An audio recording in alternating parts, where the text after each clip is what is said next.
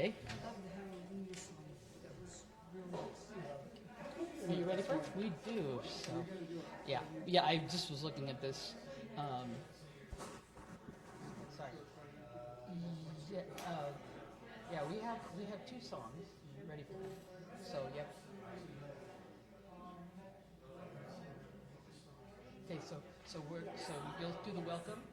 I think we won't do it. We won't do it right. We'll do the welcome, and then I have two songs that I'm going to do after you do the welcome and announcements. I'll do two songs, and then you have the opening prayer. Yep. So does that make sense? Is that right? Okay. So making sure we're on the right page, or the same page at least. Oh, we don't care. Same. It's fine.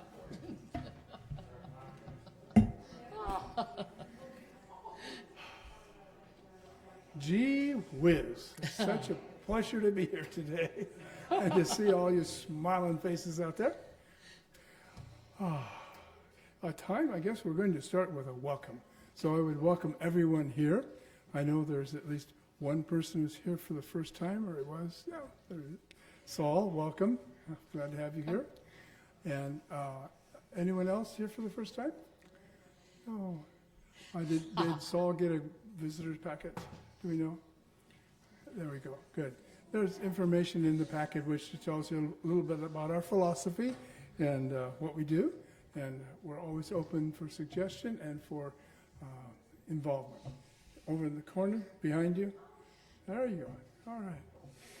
Okay. Let's see. Every Sunday we have an opportunity to enjoy one another's company, and we call it hospitality or fellowship. That occurs right after the service. Today at 12:30 approximately, we'll have a board meeting, which is open to anyone who wants to come. You can listen, but you have to be a board member to talk, usually. Isn't that terrible?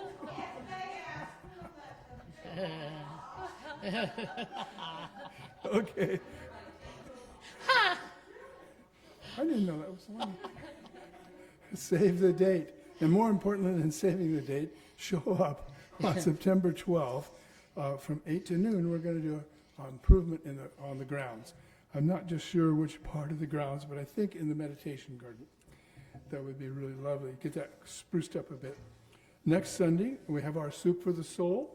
And everyone's welcome to bring something if you like. There's a sign-up sheet in the library to actually say what you're going to bring or just bring something. We ask for a $3 donation per person, and if you choose to give $150, it's okay too. Right.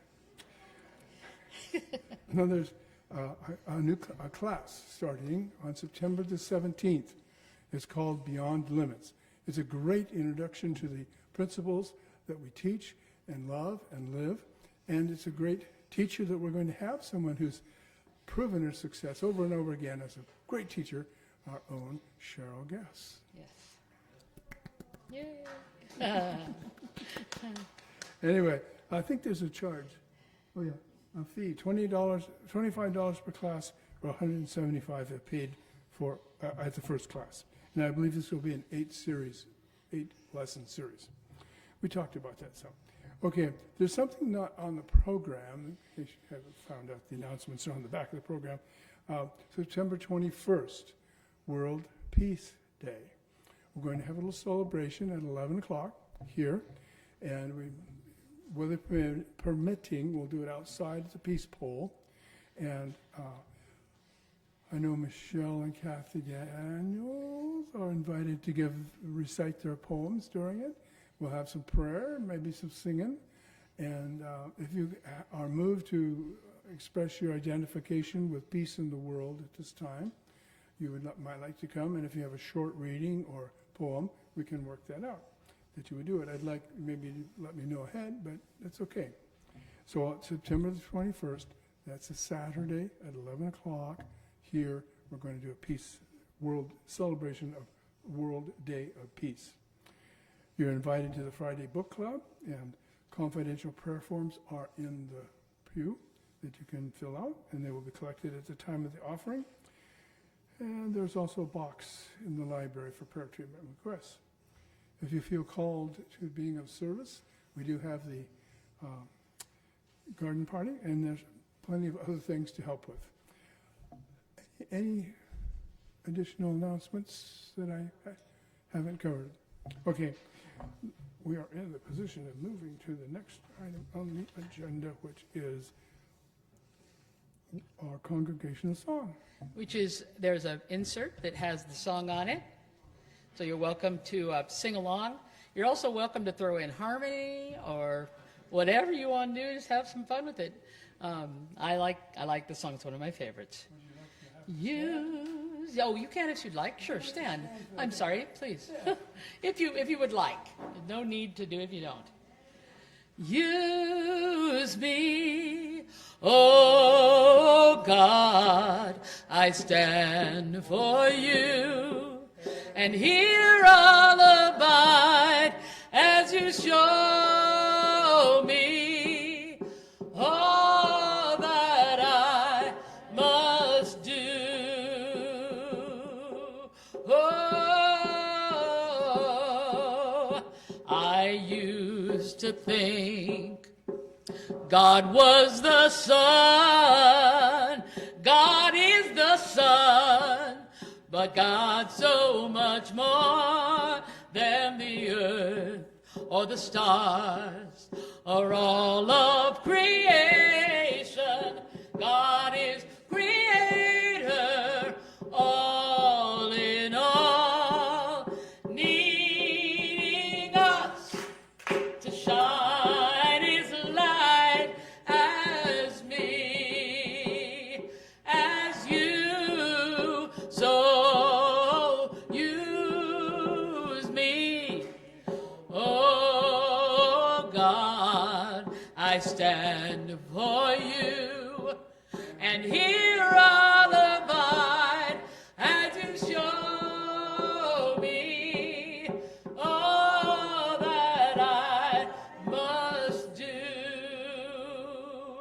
All I'm asking, Lord, is command my hands. What must they do? Command my life, it's here for you. God is the love that heals all creation. God is creator, makes all things new. But God needs us to shine. I need to light. Say it again. God needs us to shine. It's a light. One more time. God needs us to shine his light as me, oh, as you, so use me, oh God, I stand for you, and here I'll abide as you show me all that I must do. What? Show me all that I must do. One more time. Show me all that I must do. Yeah, good morning. Oh, now you're sitting and relaxing. We're getting ready for our meditation. Decided that we'd add a song there. So if you look on your sheet, it's the second one. It says, Welcome to Prayer. And this is a really important song because it says right here, in this very room, in this very minute, in this very time, no matter what it looks like, God is here. And we are blessed. That's what it's about. So it says, and you can sing with me, please.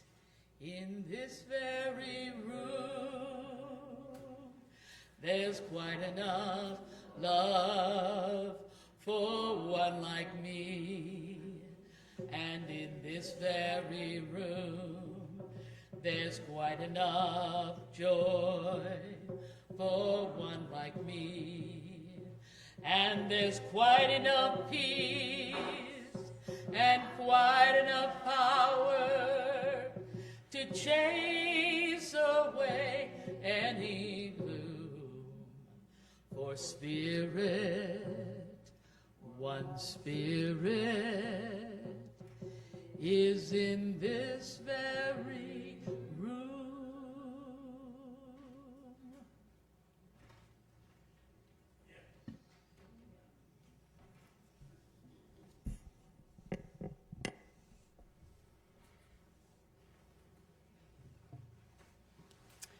Would you join with me, please, in an opening invocation?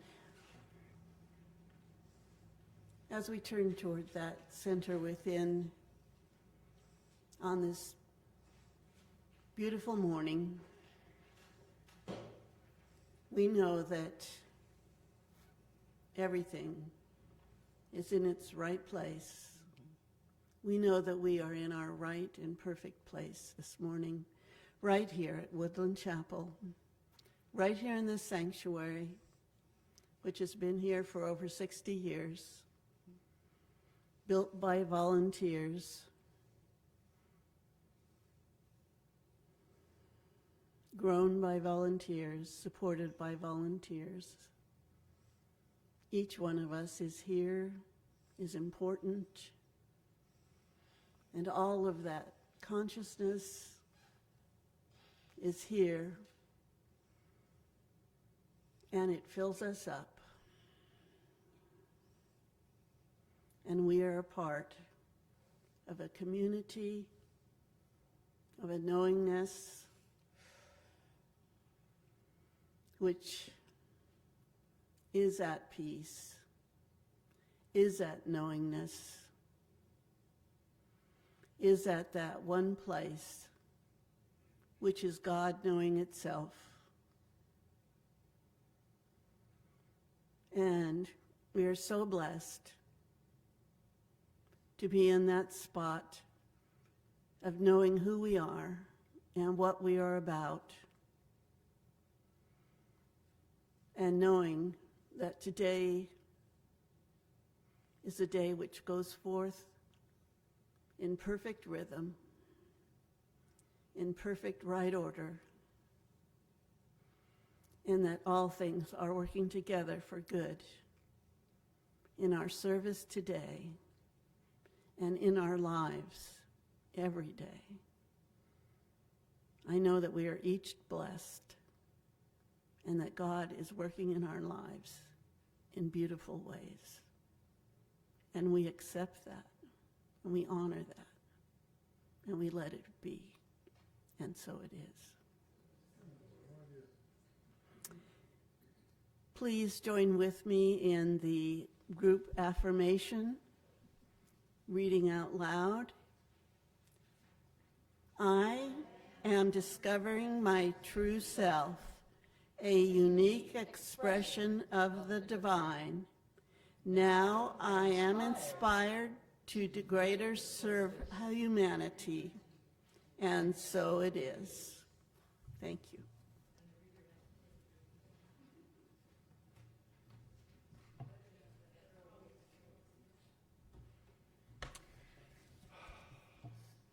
Today's reading is from the Science of Mind and will be presented by our board president, Michelle Gimateo. I had a frog in her throat. Sorry about that. First, before I read, I'm just going to plug it. This is an awesome little book. They have them for sale out there. And there's this one is all about peace, which is kind of what we're doing. And it also has, I saw something on forgiveness and some other things. But it's a great thing, and it's a double month, so it's worthwhile checking out. Okay, and this reading is from. It'll be the September 3rd one, but it's called When Spirit Takes the Lead. Peace is the music of every soul. Our glory lies in understanding, listening, and honoring that music. Amit Ray, Walking the Path of Compassion. My body is the temple of the living Spirit. It is spiritual substance now. Every part of my body is in harmony with the living Spirit within me, Ernest Holmes from 365 Science of Mind, page 28. The writer of these things writes this next piece. We are a symphony of mind, body, and spirit. We orchestrate an intricate dance between our humanity and our divinity. We don't want to use our spiritual wisdom to become less human. Rather, we want to be able to operate in the world with our feet squarely on earth, while listening to the direction of our highest selves and our divine wisdom. We want the power of spirit to lead the way as we navigate our human challenges. The trouble is, the spirit part of us often takes a back seat. It's a quiet whisper in a noisy room. We live in a mind-body world where there's a strong pull to lead the way with the ultra-busy mind of the ego, whose job is separation and survival. It loops our differences to muscle through alone. All the while, Spirit says, I am love. You are love. I see myself in you. We are connected in divine love, where all things are possible. Everything changes when Spirit takes the lead. Now we've got a conductor who guides us with compassion and kindness, tenderness and joy.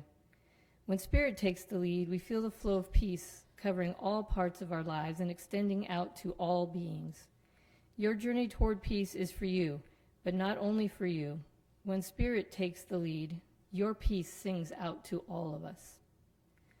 The affirmation is, I'm a symphony of mind, body, and spirit in alignment with my highest and most loving wisdom.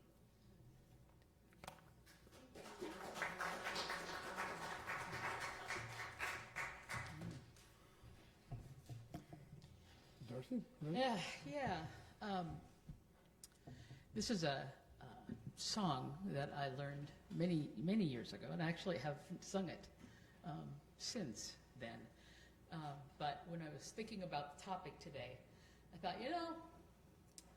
I'm learning this lesson in daily work. And the song is called All Things Work Together for Good. It doesn't matter what it looks like. It doesn't matter how ugly it can even look. What is it you're learning from it? That's what I keep reminding myself. What is it you needed to know? What is it you need to remind yourself about? I was telling someone yesterday, I was raised in New Thought Church. You think I'd know all this? Well, I kind of know it. Just don't remember to use it all the time. But, so this song reminds you. We find ourselves in situations that we just cannot understand. And when we search for explanations in love, God says, this is my plan. I lead in ways that you don't know of. Your life through trials is refined and redefined. And if you can only learn to follow and rest within my will divine, for we know that all things work together. Oh yes, we know that everything works together. It works for good for them that love the Lord, and for everyone who seeks to hear God's voice. Our lives are filled with disappointments. Sometimes we lose the ones we love so dear. Our minds are often torn and troubled. Our hearts would fail because of fear. Oh, but we can rest in this assurance that in God's hands will always be. Oh, and we know, just like Jesus told us, like the sparrow, he watches over me. For we know that all things work together. Oh, yes, we know that everything works together. It works for good for them that trust the Lord, and for everyone who seeks to hear God's voice. And we know that all things work together. Yes, we know that everything works together. It works for good for them that love the Lord, and for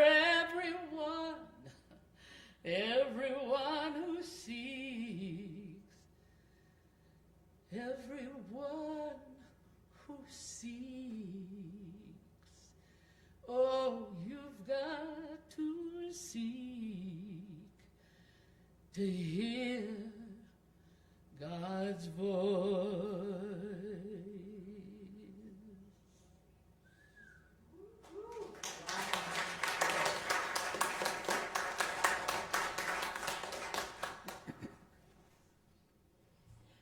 Oh, thank you, Darcy. And thank you, Kathy, for centering us in prayer this morning. And welcome. Good morning. Good morning. So, and I also want to welcome those who are watching online, because I sometimes get a communication for people who have seen the service online. And usually they're not someone local, which is one of the nice things about the internet, that we can be in the hinterlands and still be able to participate in something like this, which is really great. When I first became a member of a New Thought Church, that wasn't possible. So there is a really good thing. And the other thing I want to say is I am so glad that you who are here, because I think that it is so important that we gather together as community and energy. As I was reading in the New York Times an article about how lonely everyone is. That all the organizations, we just meet online and texts and all that. And so to come together is more healing than we realize. So anyway, so today we're talking about the law of Dharma and purpose. So I have a little story that you are undoubtedly familiar with. But a man found an eagle's nest, and as I read this, I got to thinking, did he just take the egg out of the eagle's nest without the mother? I don't think so. They're high up in the tree, aren't they? So I can put that to rest. I started worrying about that, honest to God. Do you ever just get sidetracked in what you're doing?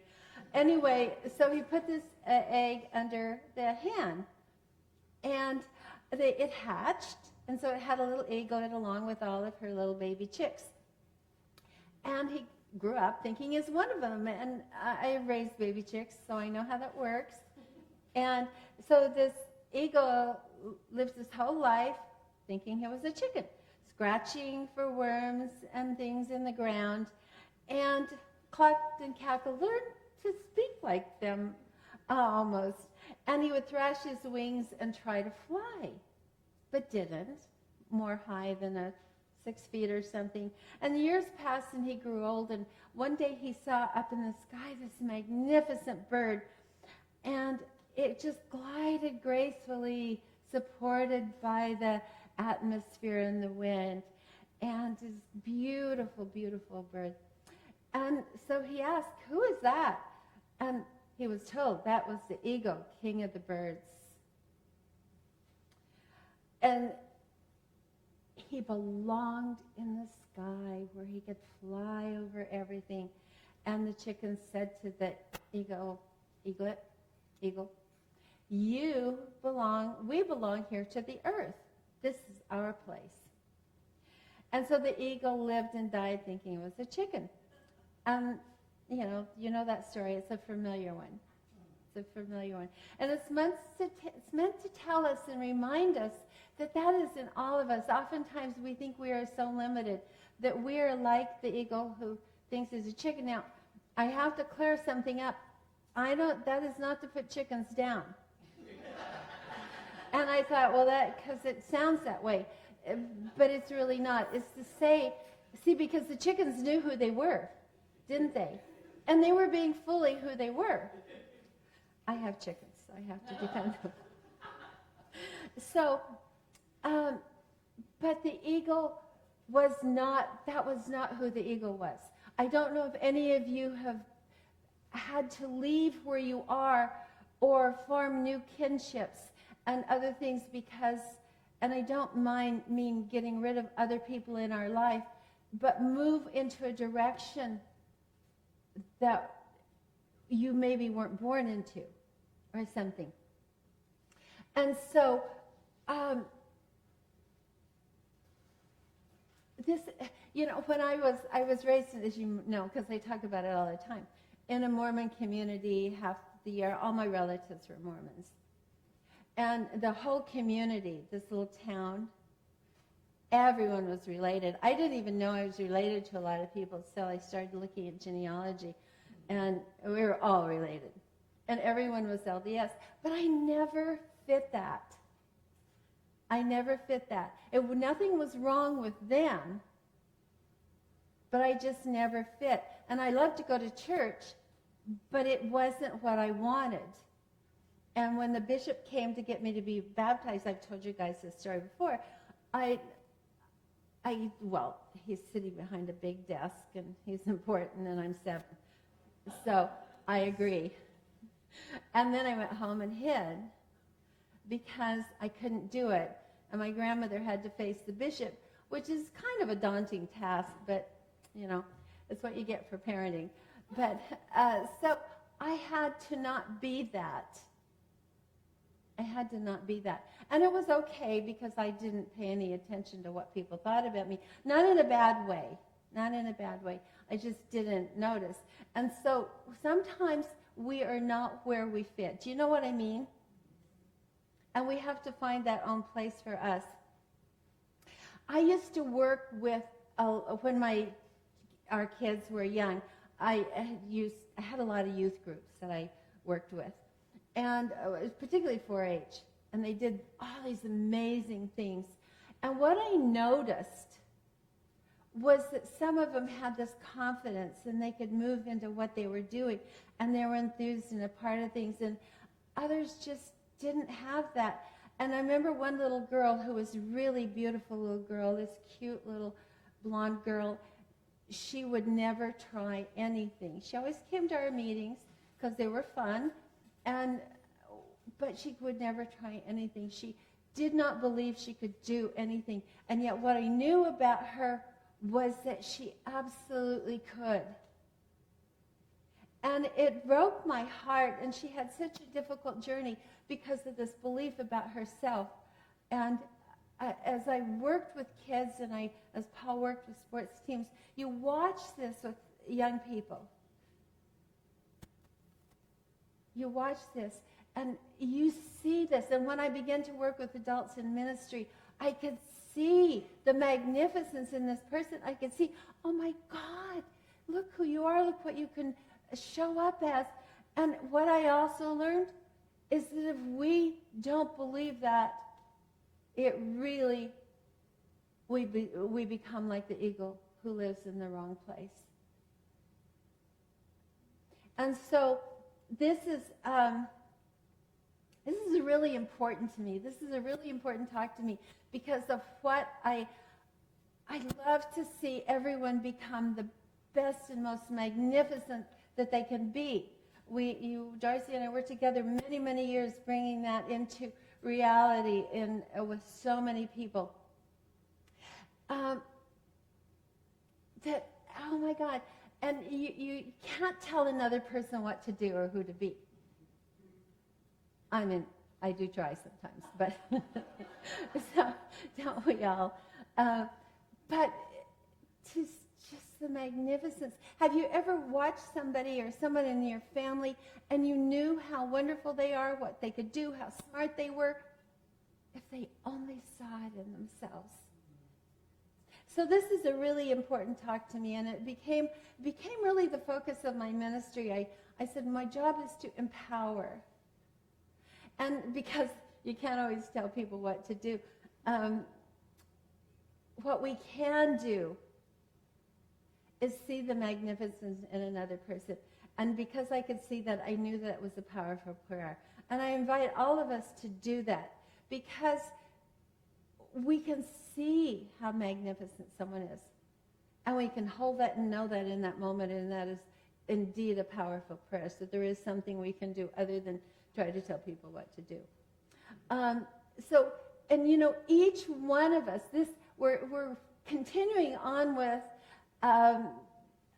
Deepak Chopra's book, the 7 something about success. Spiritual laws. Thank you, guys. Oh, gosh. Okay. So see, I mean, you knew I could do it, didn't you?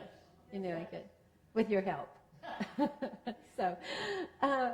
And we each have a purpose on planet Earth. We really do. And I think the underlying purpose is to bring love into form. I really think the underlying everything else is to bring love into form. And each one of us is wonderfully made. So when we don't know that, not only do we sabotage our own lives, but we can become, as we look around the world, a destructive force. So what our work is really important. When we see the truth in people, when we do our prayer gathering, we are sending out a positive energy about the truth that can hopefully have an effect around us. So, the way to do this, because it sounds like, oh, well, that's wonderful to bring love into form. Well, how do I do that? Because love is a funny thing. We can't really, I've never been able to fully define it except M. Scott Peck, where it says love is supporting the spiritual growth and welfare of another person. Not about what we can get from them, not about an emotional feeling about them, but supporting the spiritual growth in another person. And I like that. I like that. Love is a funny word. So, but to bring love practically, Deepak Chopra says to get in alignment with our skills and talents, and to begin to recognize what they are and to use them. And to we bring this love into planet Earth, into manifestation, which is the only healing power, guys. There is no other healing power. And if you have something in your life that you have to heal, it is all about love. And you know what? It is not just about loving the other person, is it? Because we first have to love ourselves.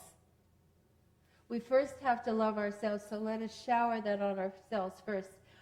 But he says, as we bring our talents and gifts, and each one of us has something that is uniquely ours that is nobody else's.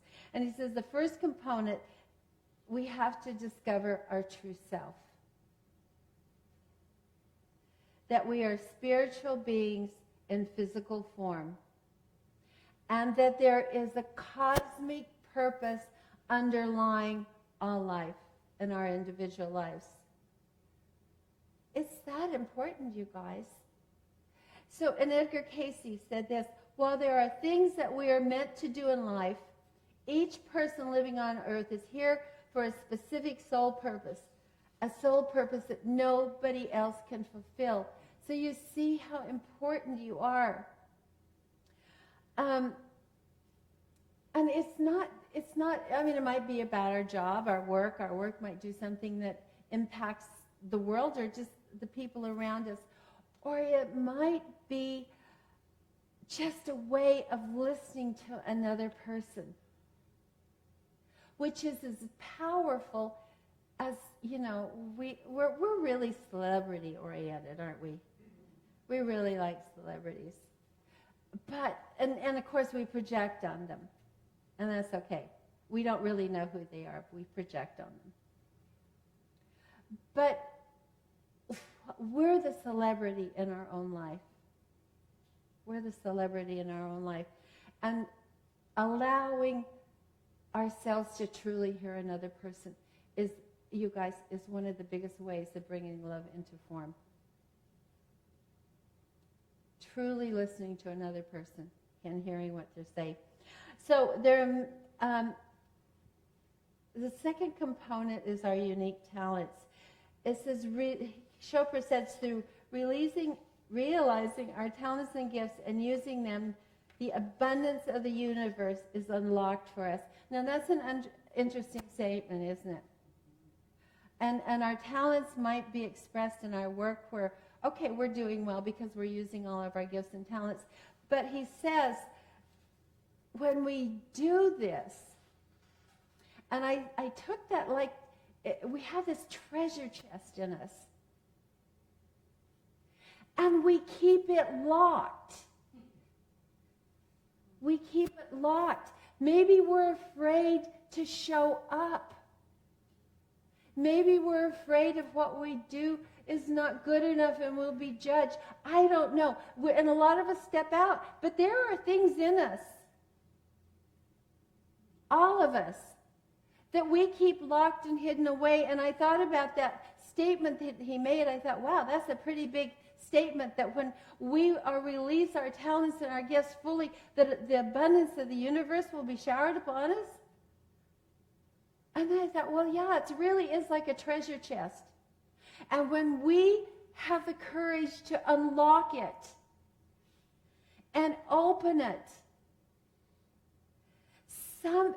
it showers out riches on the world. And what we know is what we give out comes back to us. And so I began to think of it that way. What are you and I locking up that we're afraid to show? Does anyone relate to that? That there's something within you that you're keeping hidden? Or you don't believe it's okay? Or you'll make a fool out of yourself. Yeah. Which is okay. I mean, forgetting what I'm talking about today is, you know. Thank you, guys. Somebody's going to step up and help you. Wow, I really like that. And now I'm going to really hang up on this idea of the treasure chest. But I just really got to thinking about that. Wow, each one of us is like a treasure chest. Do you have the courage today just to unlock it and open it just a bit and see what's in there? Are we afraid that it's not, what's in there is not nice? Because we all know that we have days that we're not nice. I don't mean to point out Cheryl, but we were talking about road rage this morning.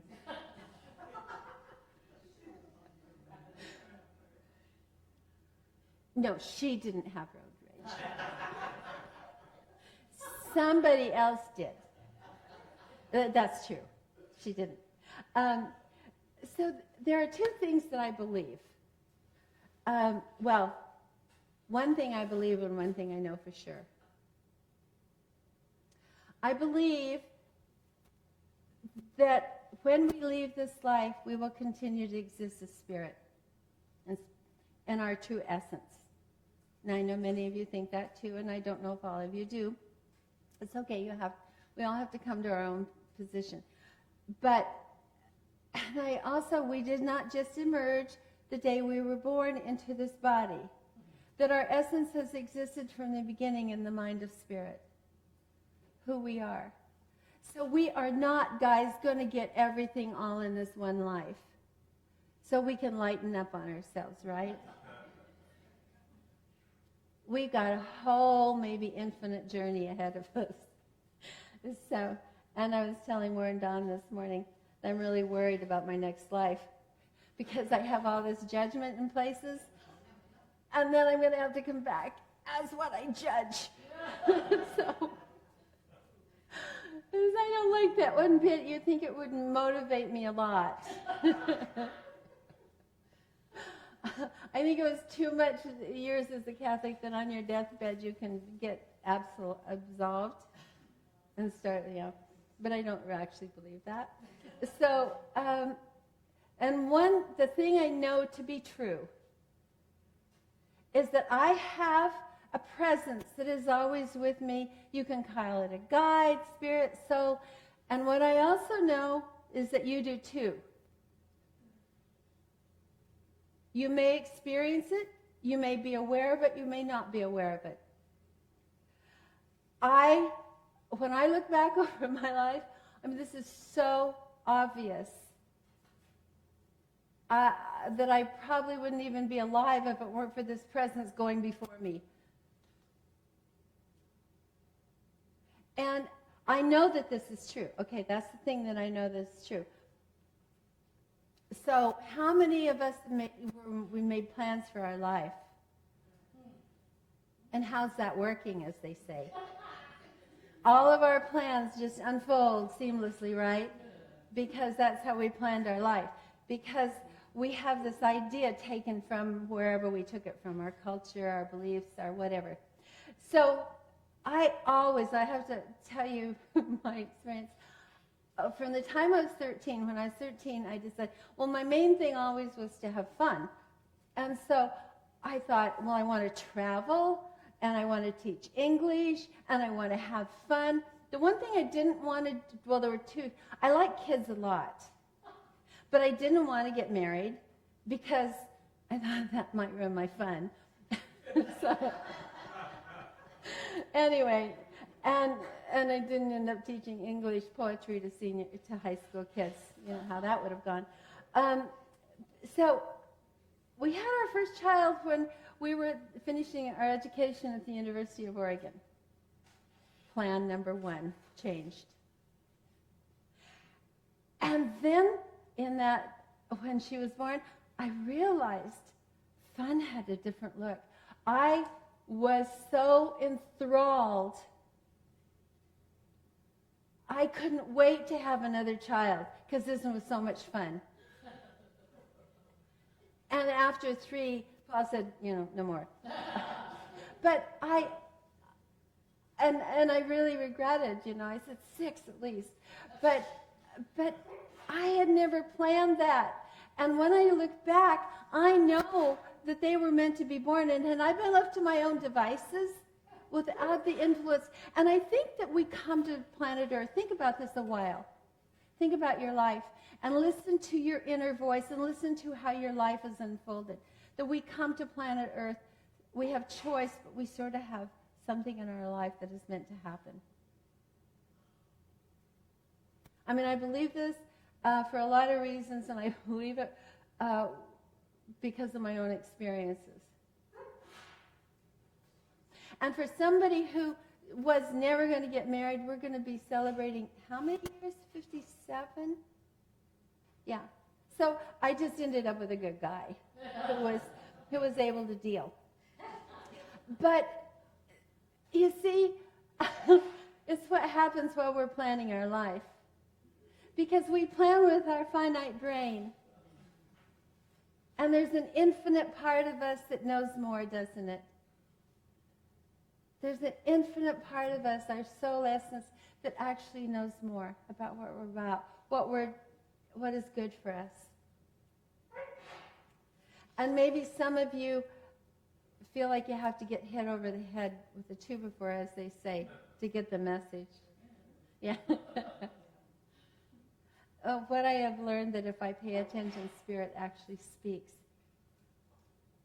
That we can dispense with the two before, but Spirit will speak when we listen. And so he gives us really quickly, I'm going to tell you 3 ways, a how, 3 hows to bring this love into planet Earth. Make a commitment. 3 commitments. First, to seek our higher self through spiritual practice. Because you can call it your wisdom self, but there is something. How many of you are aware of that? Yeah. Really aware of that. And have communication. I mean, it's something different than what we call God or Spirit, I think. Or maybe it's not. But that might seem kind of hard, like, oh my gosh, I haven't done it. But remember when we talked about the power of intention. When we set our intention, there's a power in the universe that moves to bring that intention into being. Maybe not in ways that we are even aware of. Hold the intention. And second, to discover our unique talents, to be ourself and not try to be someone else. I got to go quickly through this, but I got to tell you, I got an email from a friend. I'd asked them to tell me all about their wife who passed on, and she had a PhD, and she traveled to all the places, and she taught. She was a stellar teacher, and they gave awards for that. And I was thinking, why didn't I get a PhD?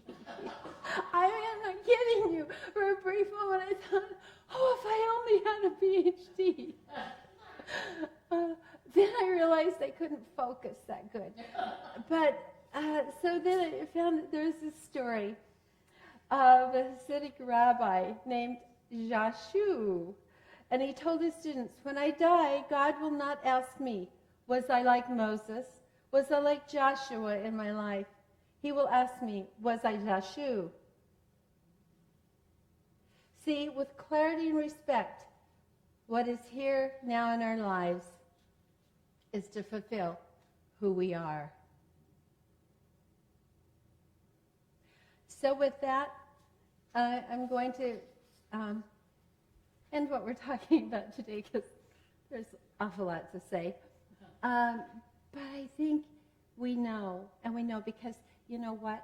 I think we just come to church to be reminded, because there is nothing to know. We already know, and we already know the truth, and we already know what is right for us. We already know. It is for us to be reminded, because it is so easy to forget. And so let's just take a moment and breathe deeply.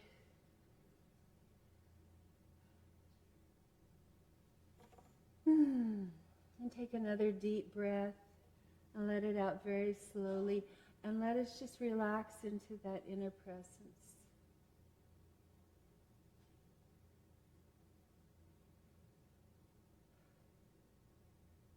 And to be fully still, right here in this very room. There's quite enough.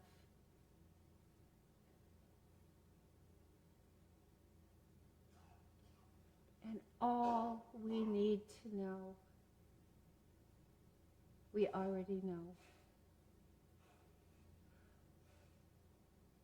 We know what to do, and we know how to do it.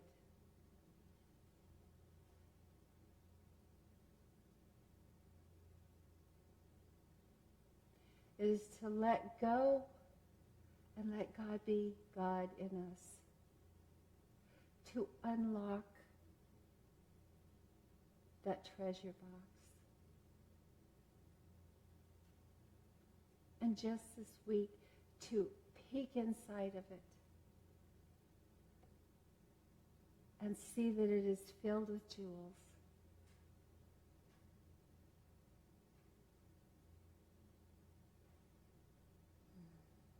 So So let's just breathe into our own magnificence. There is quite enough.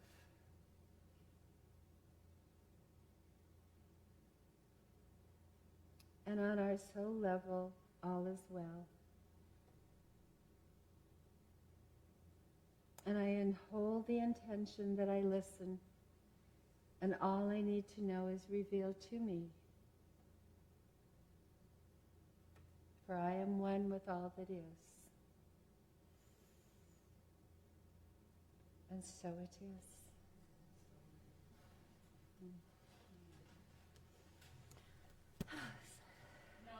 Julie, I was thinking when you were talking about that my senior year of high school, my counselor, who I'd actually rarely seen, called me and he said, I've gotten a complaint about you. I was like, what? He says, a couple of your teachers think that you might be, well, obsessed with music. And I remember looking at him and going, and? All the time I thought there's only me, crazy in a way that no one else could be. I would have given everything I owned, waiting for someone to say, you're not alone. All the time I thought I was wrong, wanting to be me, but needing to belong. If I'd have just believed in all I had, if someone would have said, you're not so bad. All the time, all the wasted time, all the years, waiting for a sign to think I had it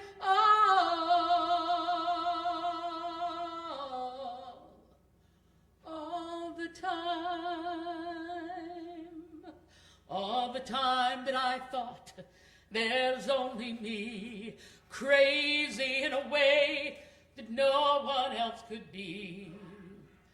I can't believe that you were somewhere too, thinking all the time there's only you.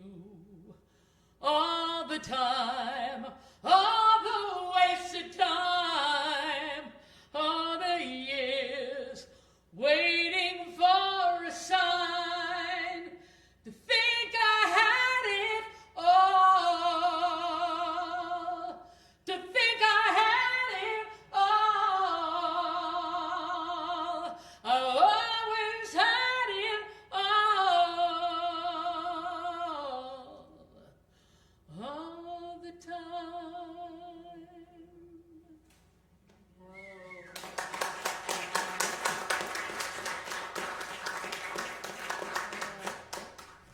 Thank you, Darcy. I don't think I've ever heard that song before. Wow, those are powerful words. And you know how we make assumptions? I think we did talks on assumptions not too long ago. I apologize, Darcy. I made an assumption about why you were called in the office. So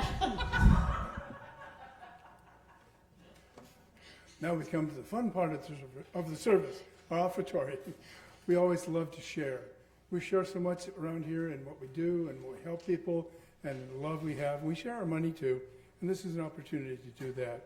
So if you'd like to, if you have a gift prepared, you might just take it out and hold it in your hand. If you've already given, keep in mind what you gave. Let's read together the offertory affirmation. It starts with the word divine love.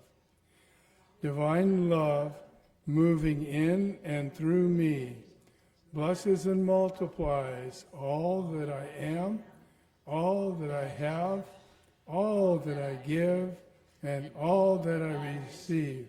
Thank you, God. At the bottom of your song sheet is a song. If you'd like to sing, please sing with me. Lord, prepare me to be a sanctuary, pure and holy, tried and true. With thanksgiving, I'll be a living sanctuary for you. Let's sing it again. Lord, prepare me to be a sanctuary, pure and holy, tried and true. With thanksgiving, I'll be a living sanctuary for you. In the simplicity of that treasure box in our hearts, which we open at the moment and see beautiful givingness, love, joy, fun, energy. We just give thanks for all the gifts presented here this morning, especially for the gift of you being here now, celebrating with us the splendor of divine life. So with this in mind, we simply release our gifts, knowing that they bring into the sanctuary all the goodness, all the joy, all the love which we are. As we agree, let us say together, and so it is. If you'd like to stand now, we have a prayer of protection, which is in the program also. It starts with the words, the light of God. Okay, let's say together. The light of God surrounds us. The love of God enfolds us. The power of God protects us. The presence of God watches over us. Wherever we are, God is. And all is well. Let's join hands and sing the peace song.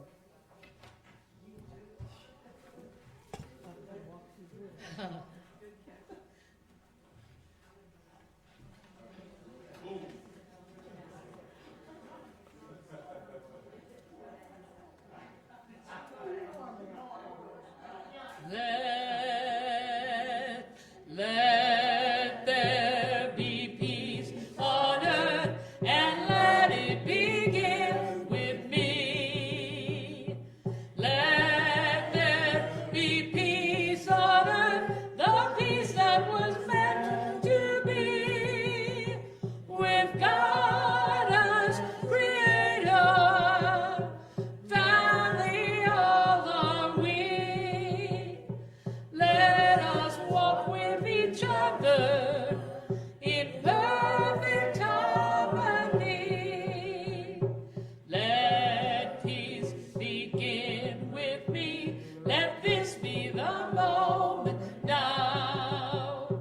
With every step I take, let this be my joyous vow. To take each moment, live each moment in peace eternally. Now there is peace on earth, and now it begins with me. Walk in joy and have a lot of Yeah.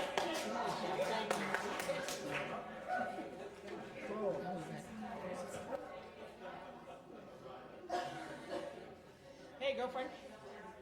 Hey, good talk, by the way. When I needed, I like it. Thank you. Isn't that pretty? Very mammal. Very mammal. And you know what? I heard it only once.